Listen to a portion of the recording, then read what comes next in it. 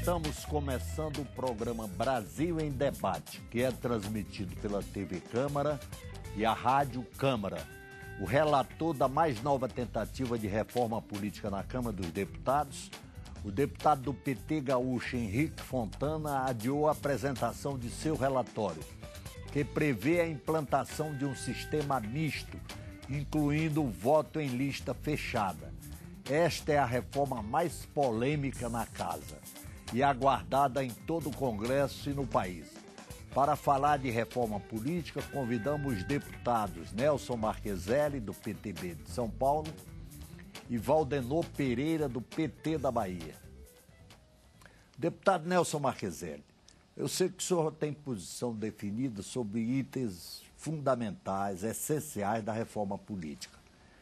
Qual é a sua posição sobre, por exemplo, o voto em lista fechada ou o financiamento público de campanha? Duas coisas, Tarcísio. Eu acho que qualquer reforma política tende a aprimorar a democracia. Nós temos de facilitar para o eleitor a escolha do melhor representante no setor público. Eu não acredito em nenhuma reforma política que crie obstáculo para que isso aconteça. Reforma em lista não passa nessa casa, porque não é o desejo expresso do eleitor. O eleitor não quer votar no partido, não quer votar no aglomerado de pessoas, quer votar no indivíduo.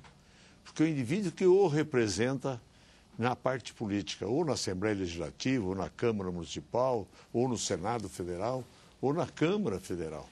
É o indivíduo que representa. Então, eu acho que voto em lista é uma tentativa frustrada de qualquer relator que venha a essa casa. De impessoalizar a eleição. Não há possibilidade disso em forma nenhuma. Já tentou-se 2, 3 vezes e o voto em lista foi derrotado fragorosamente nessa casa. Bom, financiamento público é outra tese. O Quinalha botou em votação e foi derrotado por 32 votos. E será quantas vezes foram colocados, certo? Por detrás disso está um desejo muito grande de dirigentes partidários no país, não vou nominá-los, mas dirigentes partidários que querem ter o controle, já tem o controle da legenda, quer ter o controle do voto. Porque ao colocar A, B, C no primeiro, segundo, terceiro lugar da lista, vai ter o controle do voto também. E é inadmissível você ser o 10º nome numa lista, achando que o primeiro, o segundo, o quarto vai se eleger, e você vai apenas contribuir com a eleição no número 1, no número 2, no número 3 ou no número 4. O senhor não aceitaria uma fórmula conciliatória, por exemplo, uma emenda que consagrasse a experiência da Bélgica, pessoalizando a lista? Não, creio que não. Dando ao eleitor o direito de escolher quem ele quiser, que está lá embaixo e escolhe. Não cabe isso no Brasil. Nós temos de dar os exemplos que nós já tivemos aqui no Brasil, voto vinculado, aquela obrigatoriedade de votar no mesmo partido desde presidente da República até vereador. Todas essas experiências foram negativas, certo? Conduziu a democracia de uma forma que o povo não aceitou, como é hoje, eleição, reeleição, eleição de 2 em 2 anos. Isso a população já não está querendo. Nós achamos que para aprimorar a democracia você deve fazer coincidência de eleições, certo? No mesmo período. Além disso, você tem de procurar cada vez mais fazer uma eleição mais tranquila, mais aberta, com mais participação do eleitor para escolher melhor seus representantes.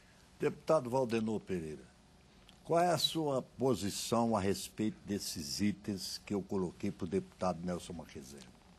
Olha, Tarcísio, diferentemente da posição do meu colega deputado Nelson Marqueselli, a minha expectativa é que pudéssemos aprovar uma reforma política ampla, democrática e participativa. Eu considero que a reforma política é imprescindível, é indispensável nesse momento político brasileiro. Nós precisamos aprovar uma reforma política para fortalecermos os partidos políticos, tanto do ponto de vista ideológico como do ponto de vista programático. Nós precisamos aprovar uma reforma política para dar maior transparência e maior isonomia também no processo. Hoje o poder econômico tem uma participação muito forte na escolha, né, na eleição dos candidatos. E nós precisamos de uma reforma política também para ampliar a participação do povo no exercício, na prática da política, tá certo? E o senhor defende o voto em lista ou o voto distrital? Eu defendo o voto em lista, embora reconhecendo que a correlação de forças não vai permitir a aprovação. A minha expectativa era de aprovar, de fato, uma reforma política, mas reconheço que vamos acabar aprovando apenas algumas pequenas reformas do sistema eleitoral, né? Pontuais do sistema eleitoral brasileiro. Mas considero que o financiamento público, por exemplo, ele se apresenta como uma condição indispensável, né, para nós darmos maior isonomia, maior transparência, para acabarmos com essa influência nociva, perversa do poder econômico no sistema eleitoral brasileiro. Agora, é impossível implantar o financiamento público de campanha sem a mudança do sistema eleitoral. No sistema de voto proporcional, em lista aberta, é impossível um financiamento público de campanha. Você não poderia transformar em ordenador de despesa cada um de centenas, milhares de candidatos. É inviável, inviável. Mas o nosso relator, colega, companheiro de bancada, Henrique Fontana, já alterou o seu parecer, né? E propõe uma solução mista. Está propondo, não, inclusive já recuou da solução mista. Está propondo exatamente o conhecido sistema belga, né? Que também é utilizado em outros países lá nórdicos, como a Noruega, Dinamarca, né? Onde mantém-se a forma atual de escolha nominal do candidato, mas através da composição de uma lista que é organizada de forma democrática, né? Pelos partidos. Por cada agremiação partidária, exatamente. Então, o Henrique Fontana já apresentou essa nova alternativa. Na próxima quarta-feira ele estará apresentando de forma definitiva, já inclusive incorporando ou não emendas que foram apresentadas nesse interstício. E a nossa expectativa é que, através desse sistema belga, que mantém a forma atual de escolha nominal do candidato, mas através de lista composta de forma democrática, nós possamos viabilizar o financiamento público, que é imprescindível e indispensável para nós permitirmos a ampliação da participação dos diferentes segmentos da sociedade. Hoje, o poder econômico tem uma influência muito grande nas eleições, acaba interferindo e escolhendo em nome do povo as representações para o Congresso Nacional, e nós estamos apostando muito de que possamos aprovar, nessas alterações que dizem respeito ao sistema eleitoral, o financiamento público para nós acabarmos com a influência do poder econômico no processo eleitoral brasileiro. Deputado Nelson Marquezelle, essa é a mais comum queixa que se ouve no plenário da Câmara, e eu estou aí há muitos anos, de deputados a respeito da eleição. Tem todo mundo se queixar do dinheiro que é preciso gastar cada vez mais. O Roberto Magalhães chegou a um ponto de me dizer que não tinha mais condição de ser candidato, porque não tinha dinheiro para jogar na campanha. Mas você veja bem, por quê? Porque as normas eleitorais, entendeu? Há uma influência muito forte do sistema partidário no Brasil. Por que eu vou ser candidato? Eu posso, até 30 dias antes da escolha da candidatura, da minha legenda, meu número para sair, eu posso ser entrevistado nas televisões, rádios, jornais. A hora que eu viro candidato, eu já não posso. A hora que eu devia estar mais exposto para o eleitor me crivar de perguntas, fazer teste, eu estar na oportunidade, eu sou proibido de vir à mídia. Eu venho lá no horário político gratuito, de 1 hora apenas, onde tem centenas, milhares de candidatos, e me dá 20 segundos para que eu fale, olha, meu nome é Enéas, número tal. Só isso. Como que eu posso ser candidato dessa forma? Aí que fica caro a campanha, porque eu tenho de chegar até no eleitor. Por causa dessa restrição. Essa restrição que a própria máquina eleitoral do país cria, certo? É o único país do mundo que tem uma justiça eleitoral, O único país do mundo, que é o Brasil que tem, e cada vez mais eles criam dificuldade. CNPJ para fazer campanha, prestação de conta, pagamento só em cheque e não sei o quê. Quer dizer, cada vez mais eles vão dificultando para o candidato correto e abrindo a possibilidade da corrupção, de fazer as coisas erradas, de você contratar cabos eleitorais cada vez mais caros, para você botar 3, 5 vezes mais, 10 vezes mais impresso na rua, certo? Você usar uma mídia paralela. A campanha cara demais, né? Cara demais, uma mídia paralela para chegar no mesmo eleitor. Sendo que o eleitor, durante 4 anos, te vê pela televisão, pelos jornais de circulação. E quando chega a campanha, você não pode mais frequentá-los. Você tem que chegar no mesmo eleitor de outra forma que torna-se caríssimo. A outra forma para chegar no eleitor. Agora, doutor Marcheselli, todo mundo reconhece, é óbvio, que a modernização das instituições políticas do Brasil, que é um país hoje economicamente importante, de expressão mundial, internacional, que essas instituições reclamam uma modernização. A modernização só se faz através de uma mudança, de uma reforma. Fazer uma reforma de Qual é a alternativa que o senhor sugere numa modernização das instituições? Diferentemente do meu companheiro, amigo aqui, bom deputado da Bahia, o bom baiano, certo? Eu sou contra o financiamento público. Não passa pela minha cabeça, nós que temos uma dificuldade de recursos para a saúde, para a segurança, para a alimentação, para a educação, nós tirarmos mais dinheiro ainda, porque já tiramos uma quantidade grande no serviço partidário brasileiro. É mais de 1 bilhão. No partidário brasileiro, está toda hora a gente criar partido, querendo criar partido. Certo? Já temos 37, daqui a pouco vai ter 50, 70 partidos, porque virou um bom negócio. Virou um bom negócio. Então nós precisamos acabar com fechar essa janela, que cada dia está nascendo. Ontem mesmo nasceu um partido lá na Procuradoria, já estão criando um novo partido já. Daqui a pouco vai ter 500 mil votos e vai ter mais um partido com 1, 2 deputados aqui. Já vai querer uma sala, já vai ter liderança, já vai ter isso, vai ter aquilo, vai ter mais despesa para a democracia brasileira. Eu sou contra o financiamento público. Eu sou favorável e podia-se fazer uma campanha barata se nós fizéssemos o contrário. Quando chegar a eleição, está aí a mídia brasileira e ela ser obrigada de entrevistar todos os candidatos, dar oportunidade para fazer debate e você colocar a sua plataforma para ser um representante popular. Nós temos uma intervenção do presidente da Ordem dos Advogados do Brasil, Ofi Cavalcante. São 15 anos ou mais de debates dentro do parlamento sem uma solução. Isso tem causado uma crise de credibilidade à classe política e tem causado um arremedo e um faz de conta de um processo político eleitoral. Ofi Cavalcante, presidente da OAB. Qual o comentário que o senhor faz a respeito disso, deputado Valdenor? Olha, eu acho que o doutor Ofi tem razão em fazer essa crítica e quero dizer que dificilmente este Congresso, da forma como está composto, promoverá as mudanças, a reforma desejada, pretendida pela sociedade brasileira. Eu quero, inclusive, também, contestando respeitosamente a posição do deputado Nelson Marcheselli, dizer que, atualmente, quem paga a conta das campanhas eleitorais, infelizmente, é o Estado brasileiro.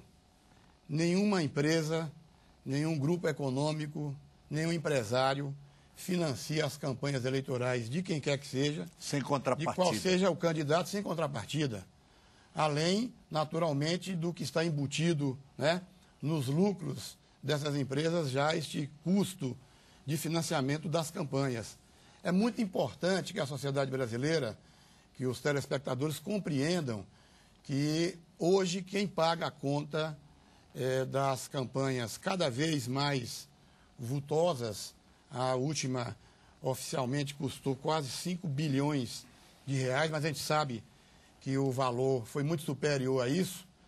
Quem paga a conta é o Estado brasileiro, porque a maior parte desse dinheiro é clandestino, né? Caixa 2. E, além do mais, infelizmente, essa é a realidade. Acaba alterando a vontade do povo brasileiro, porque a influência do poder econômico, de fato, pesa muito influencia muito na As escolha... decisões do Congresso. Nas decisões do Congresso e na decisão da escolha do candidato. Seria muito bom, o ideal seria que promovêssemos campanhas simples, campanhas modestas, não é? E que os candidatos fossem escolhidos muito mais pela sua relação com os movimentos sociais, com os segmentos organizados da sociedade. Com a sua representatividade, do que efetivamente através de campanhas de marketing que muitas vezes esconde, não é? O verdadeiro interesse, a verdadeira vontade, o verdadeiro compromisso daquele candidato com esse ou aquele segmento. Portanto, tem razão o presidente da OAB em fazer essa reclamação, e é com tristeza que a gente constata esta realidade, chamando a atenção que talvez só uma constituinte exclusiva, né, poderia, de fato, promover as mudanças tão desejadas, né, tão reclamadas pela sociedade brasileira. Eu também estou um pouco desiludido quanto a mudanças mais significativas. Mas, mesmo assim, eu quero, inclusive, elogiar o trabalho elaborado pelo nosso companheiro Henrique Fontana e chamar a atenção se nós aprovarmos o financiamento público da forma como está sendo apresentado através desse sistema conhecido como sistema belga, né? Se nós conseguirmos superar a questão das coligações partidárias, se nós conseguirmos unificar a data das eleições, dentre outras medidas que acredito serem possíveis de serem aprovadas, nós estaremos dando um passo significativo na tão desejada e pretendida reforma política reclamada pelo presidente da OAB. Agora, muita gente experiente aqui no Congresso acha que uma forma de aprovar a reforma política sem provocar o instinto de conservação de cada um dos parlamentares, que essa é a questão fundamental, o deputado vê na reforma uma ameaça à sua sobrevivência. Então, ele afasta logo. Exatamente. Não é bem assim. Não é bem assim. Você representa... Você representa um segmento. Eu não concordo muito com o Cavalcante. Eu gosto dele, é um homem inteligente, mas isso é democracia. Daqui a 50 anos, nós vamos ter falado, há 15 anos atrás, há 20 anos atrás, porque a democracia ela vai mudando de acordo com que muda a sociedade. A sociedade vai mudando. Certo? Cada vez tem um carro novo, tem um modelo novo, tem um combustível diferente, certo? Então você vai mudando. A política é a mesma coisa. Cada vez você tem aqui alguns membros diferentes, com ideias diferentes, você tem de mudar. Aqui não é um regime ditatorial, não é um regime que você vai fazer só aquilo para o resto da vida. As coisas vão mudando. E quando vai mudando, também a lei tem de acompanhar, as coisas têm de acompanhar a mudança, certo? Isso que é necessário a gente entender que deve ser feito. O que nós temos que fazer mais é investir em alguns pontos. O primeiro ponto é investir em educação, para que o eleitor tenha uma cabeça mais aberta e ele possa ver as necessidades do país e as necessidades do seu pequeno mundo, certo? Do seu estado, do seu município, do país, para ele poder mandar aqui representantes cada vez mais capacitados com a época. Se nós tivéssemos aqui agora o Rui Barbosa, Felipe Miller, você pode ter certeza que eles não seriam os deputados expoentes, não, nem senadores. Talvez eles fossem num segundo ou num terceiro time, do baixo clero aqui, talvez, certo? Porque o mundo mudou. O mundo mudou. Coloca, a votação é essa. E está em permanente mutação. Permanente mudança. O que nós temos de fazer, meu bom baiano? O que nós temos de fazer, certo? Cada vez mais investir em educação. Cada vez mais investir em transparência. Cada vez mais investir num congresso, vamos falar em congresso, na área política, numa capacitação melhor. Cada vez mais melhores representantes. Nós temos outra preocupação aqui de um cidadão comum. Tiago Augusto, Brasília, Distrito Federal. A criação de uma Assembleia Constituinte seria a solução para a aprovação da reforma política?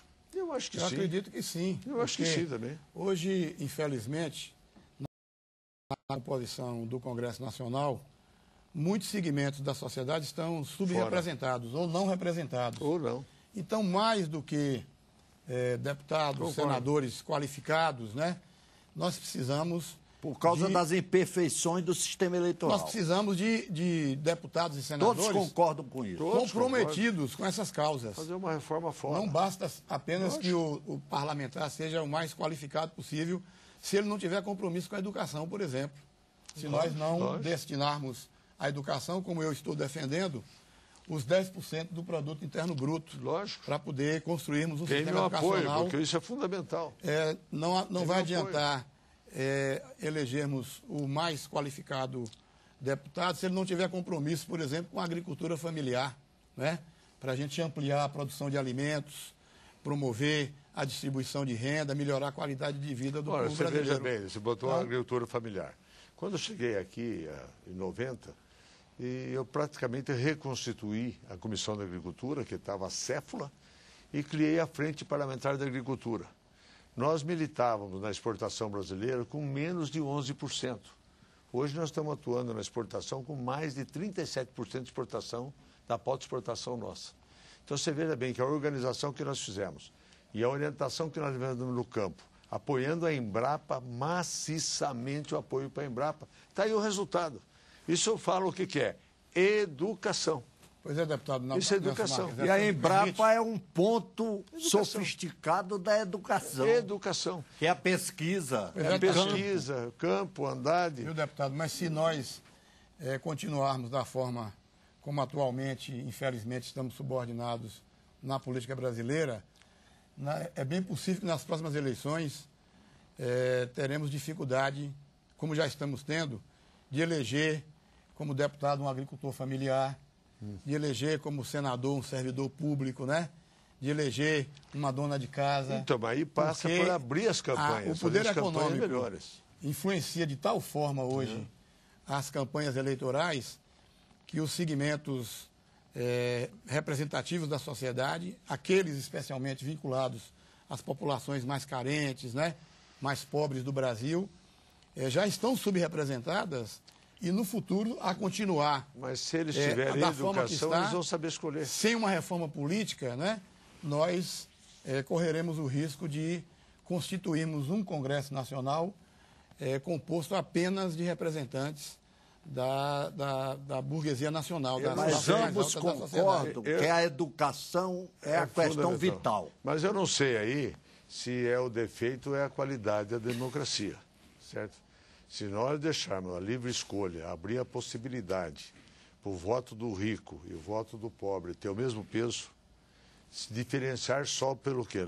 Pela inteligência, pela escolha de melhores representantes, é que nós vamos conduzir este país a exemplo dos Estados Unidos, da Alemanha, da China, do Japão. O Japão se desenvolveu pela educação. Você vai ver uma eleição no Japão é completamente diferente do Brasil. No Brasil é impressionante. Fizeram a famosa reforma educacional. Nos anos 20. Aqui, na época da campanha, você sabe disso, é proibido você fazer campanha fora do horário. Você tem, né, o comício pode até às 8 horas. Papel você não pode botar a 100 metros da igreja. Não sei o quê, não pode passar perto da escola. Você começa só não. E a igreja é uma concentração. Como? Tem que deixar aberto tudo, possibilidade. Pois mas nós queremos concordar com Nós temos em Pirassununga 2 unidades militares grandes, Academia da Força Aérea e o Exército. Chega a campanha, você não pode entrar lá dentro. Você não pode ir com o seu carro, de ninguém, com um carro com adesivo. É proibido. Chega no posto de guarda lá, eles tiram. Mas eles devem estar acompanhando o mandato do senhor, que é um grande mandato, né? O nosso tempo, infelizmente, está esgotado. É uma das razões também, o tempo é curto. Né? Mas é quase meia hora, hein? É muito tempo em televisão. Eu quero aqui agradecer a presença dos deputados Valdenor Pereira, do PT da Bahia, e Nelson Marqueselli. Eu quero comentar o Valdenor. Pelo seu trabalho, pelo trabalho dele, tá vendo aqui. Deputado Nelson. Certo? Não tenho os 6 anos de mandato que eu tenho aqui, mas até parece que tem mais, viu? Navega aqui com muita facilidade dentro da casa. Né? Obrigado, parabéns pelo e trabalho. O deputado Nelson Marqueselli, do PTB de São Paulo. Muito obrigado pela audiência e até o próximo Brasil em Debate.